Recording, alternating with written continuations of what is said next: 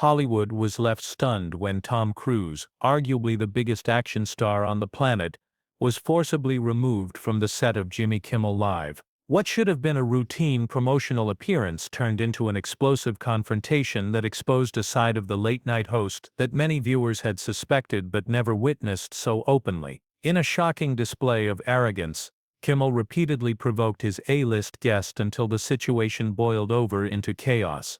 Industry insiders are now revealing the tense atmosphere behind the scenes, and the shocking power play that led to security escorting Cruise off the set. If you thought you knew Jimmy Kimmel, think again.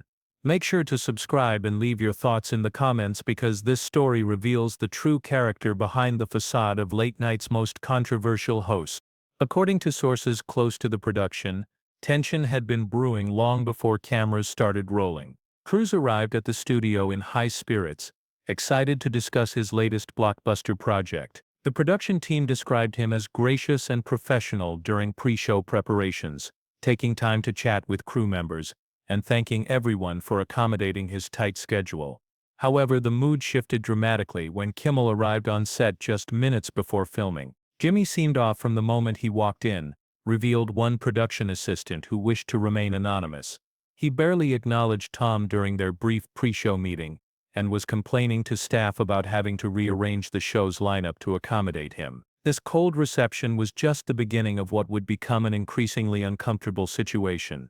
As the show began, viewers noticed something was amiss almost immediately. Kimmel's introduction of Cruise lacked his usual enthusiasm, instead coming across as perfunctory and slightly dismissive. When Cruise bounded onto the stage with his trademark energy and charisma, the contrast between the two men was stark. While the audience erupted with applause, Kimmel barely rose from his seat for the customary handshake. The interview started innocuously enough, with standard questions about Cruise's latest film, but keen-eyed viewers detected an undercurrent of tension. Kimmel's questions seemed designed to provoke rather than promote, focusing less on the movie and more on trying to extract personal information from his guest. When Cruise politely redirected the conversation back to his project, Kimmel's expression noticeably darkened. "You can always tell when Jimmy is getting frustrated," another show insider explained. "He has this way of smiling that doesn't reach his eyes, and he started doing that about 5 minutes into the segment." The breaking point came when Kimmel abruptly changed topics, bringing up a controversial Hollywood figure that Cruise had previously refused to discuss in interviews. "So what do you think about all these allegations against your old pal?" Kimmel asked with a smirk, referencing someone Cruise had worked with early in his career but had distanced himself from following numerous scandals. Cruise's discomfort was immediately evident. He shifted in his seat and responded diplomatically, "I think tonight we're here to talk about the film, which took hundreds of dedicated professionals years to create. I'd rather focus on their incredible work." Rather than taking the cue, Kimmel doubled down. "Come on, Tom. Everyone knows you two were close. You can't just pretend that relationship never happened. The audience wants to know what you think," he pressed, gesturing toward the crowd, who fell into an uncomfortable silence. The tension in the studio became palpable. Cruise, still maintaining his composure, replied, "I understand you have a show to run, Jimmy, but I believe in respecting people's privacy, including my own. Some topics are off limits for good reason." Kimmel, clearly irritated by Cruise's refusal to take the bait, then made a snide comment about actors who pick and choose what parts of their lives stay private while monetizing everything else. The implication was clear, and it struck a nerve with Cruise, who has famously guarded certain aspects of his personal life despite his enormous public profile. This is when the exchange began to heat up significantly. Cruise leaned forward in his chair, his trademark smile momentarily vanishing. "I've been in this business for 4 decades, Jimmy. I've always been honest about the work I put into my films and the respect I have for the audiences who watch them. That's what I'm here to discuss tonight." Kimmel, sensing he had finally gotten under Cruise's skin, went for the jugular. "That's rich coming from someone who hawks Scientology, while lecturing others about honesty," he muttered, just loudly enough for the microphones to pick up. The audience gasped. This unexpected attack on Cruise's religious beliefs crossed a line that few interviewers would dare approach, especially in what was supposed to be a light-hearted talk show appearance. The show's producer could be seen frantically signaling from offstage, presumably trying to steer Kimmel back to safer territory or cut to commercial. Cruz's response was measured, but firm. "I respect everyone's right to their beliefs, Jimmy. I would expect the same courtesy from a professional host." His voice remained steady, but those seated in the front row could see his knuckles whitening as he gripped the armrests of his chair. Instead of diffusing the situation, Kimmel seemed emboldened by having provoked a reaction. With a dismissive wave of his hand, he said, "Oh, please, spare us the lecture on professionalism. We all know that's just part of the act." During the next commercial break, witnesses reported seeing an intense conversation between Cruz and his publicist, while Kimmel huddled with the show's executive producer. When the cameras started rolling again, the tension had clearly escalated. Kimmel, rather than moving on to safer topics, immediately resumed his antagonistic line of questioning. "Let's talk about your control issues, Tom," Kimmel said with a smirk. "People who've worked with you say you micromanage everything on set. Your co-stars, directors, even talk show hosts apparently." Cruz maintained his composure, though a muscle visibly twitched in his jaw. "I'm passionate about filmmaking, Jimmy. When people buy tickets to see a Tom Cruise movie, they expect a certain level of quality and commitment. I owe them that commitment." Kimmel repeated sarcastically. Interesting choice of words from someone who jumps from one project to another, leaving chaos in his wake. The audience began shifting uncomfortably. This wasn't the light-hearted banter they'd expected. It was becoming increasingly obvious that Kimmel had some sort of personal vendetta against his guest. "I've been fortunate to work with some of the most talented people in the industry," Cruz responded evenly. "Directors like Spielberg, Scorsese, and Nolan. I learn from every collaboration." "That's not chaos, that's growth." A smattering of applause broke out, which seemed to irritate Kimmel. "Sure, but let's be honest here. Your reputation in Hollywood isn't exactly spotless. There are stories. Everyone has stories told about them in this business," Cruz interjected. "Not all of them are true. So you're saying those crew members who talked about your explosive temper tantrums were lying?" Kimmel pressed, leaning forward aggressively. Cruz's famous smile had completely vanished. "I think there's a difference between demanding excellence and having temper tantrums. I respect every person who works on my films. Anyone who's actually worked with me knows that." "That's not what I heard," Kimmel muttered, just loudly enough for the microphones to pick up. The studio had grown so silent you could hear the air conditioning humming. Instead of elaborating, Kimmel changed tactics. "Let's talk about your last movie." The reviews were, well, let's just say they weren't what you're used to.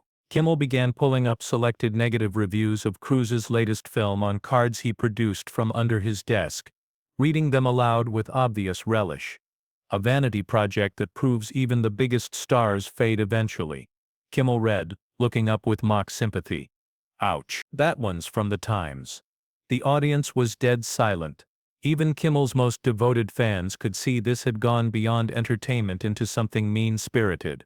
After reading several scathing reviews, Cruz finally spoke. "You know what I find interesting, Jimmy? I've been doing this for over 4 decades. I've had critics praise me, and critics tear me apart. What I've never done is mock someone else's creative efforts just to get a cheap laugh." The subtle rebuke hung in the air. A few audience members actually applauded, which seemed to further agitate Kimmel. "Oh, I'm sorry," Kimmel said, his voice dripping with sarcasm. "I forgot we're all supposed to pretend your movies are flawless because you're Tom Cruise." "No one's asking for that," Cruz replied, "but I am asking for basic professional courtesy.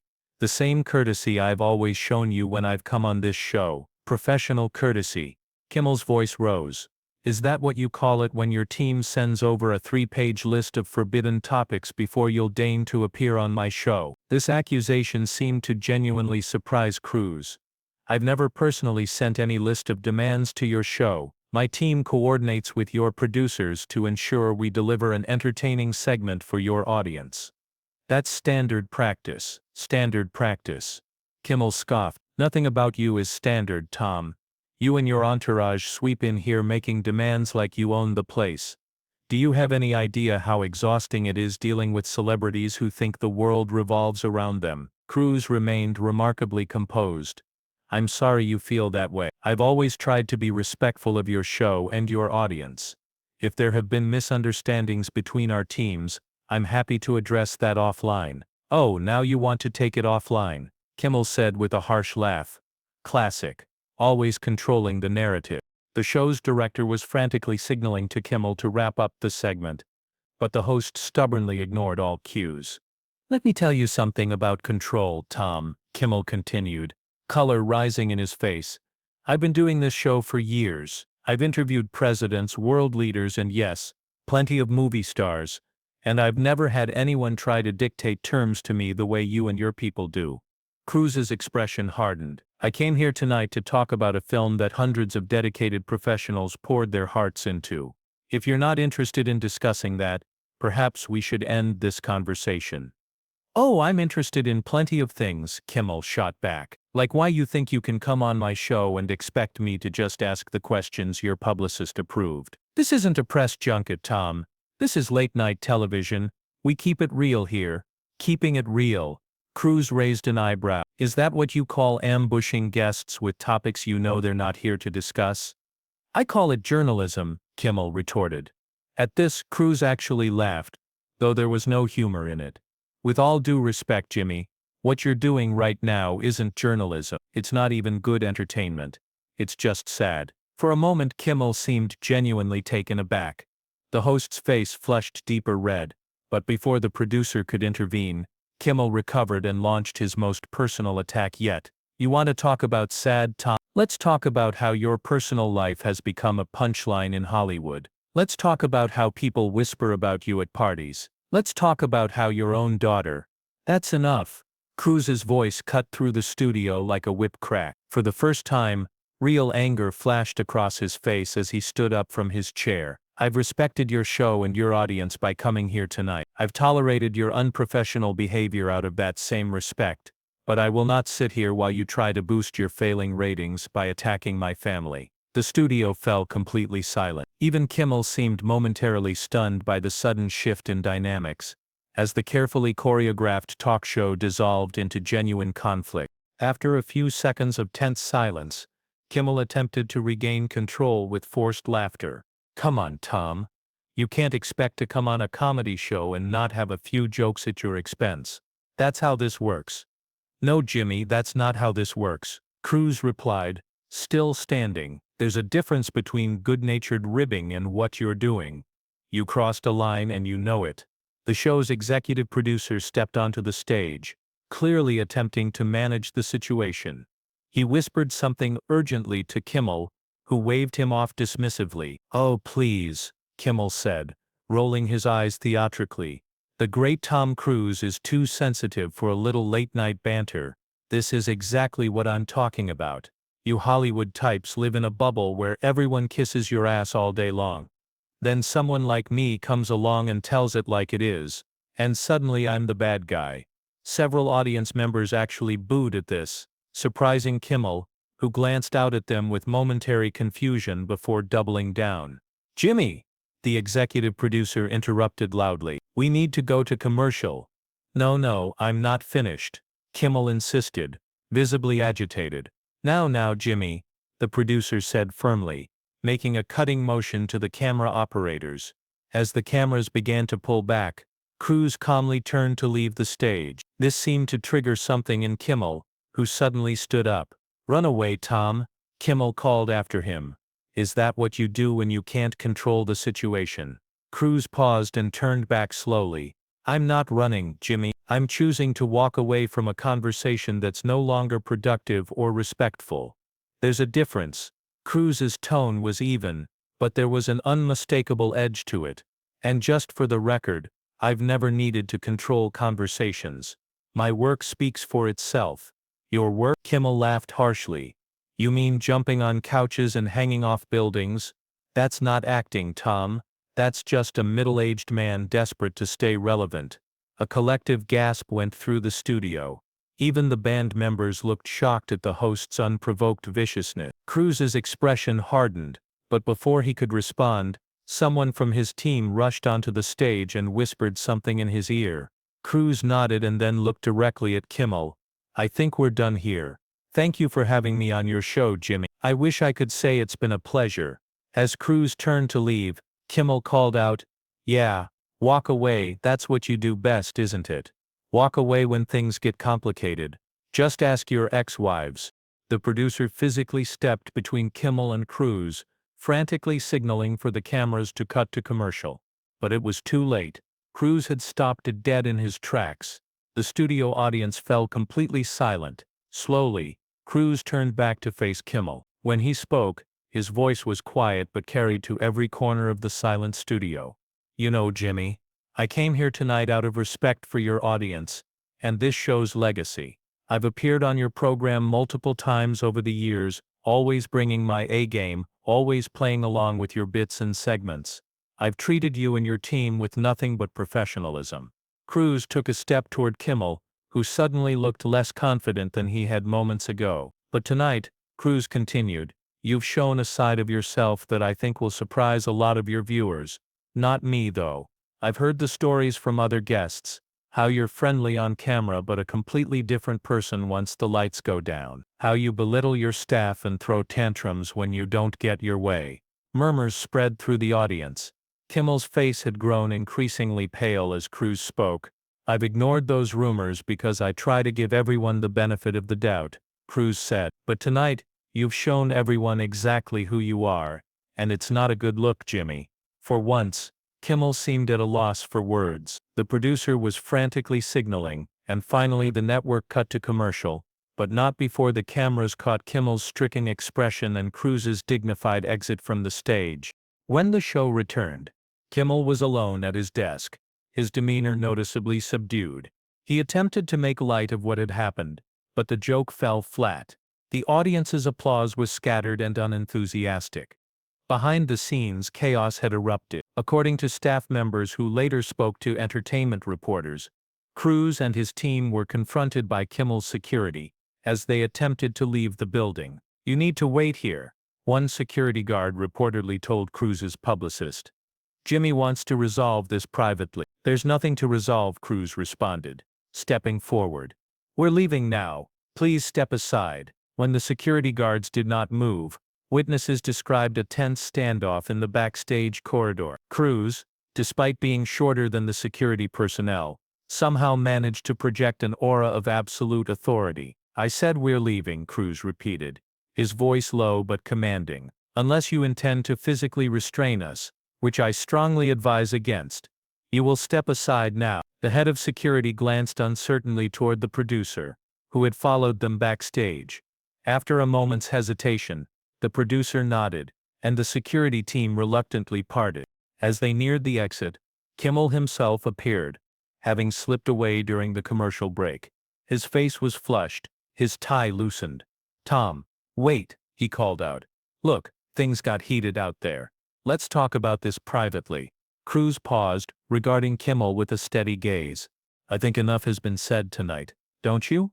"Come on, man," Kimmel said, his tone suddenly conciliatory. "It's just television. You know how it works. We push buttons, get reactions. The audience loves it." "No, Jimmy, that's where you're wrong," Cruise said. "The audience doesn't love watching people be humiliated. They don't love mean-spirited attacks disguised as humor. What happened out there tonight wasn't entertainment, it was bullying. Plain and simple." Kimmel's face darkened. "Bullying? Are you kidding me? You're Tom Cruise. You're one of the most powerful men in Hollywood. Don't act like you're some victim here." "Power isn't the issue," Cruise replied evenly. "Respect is, and you showed tonight that you don't have any.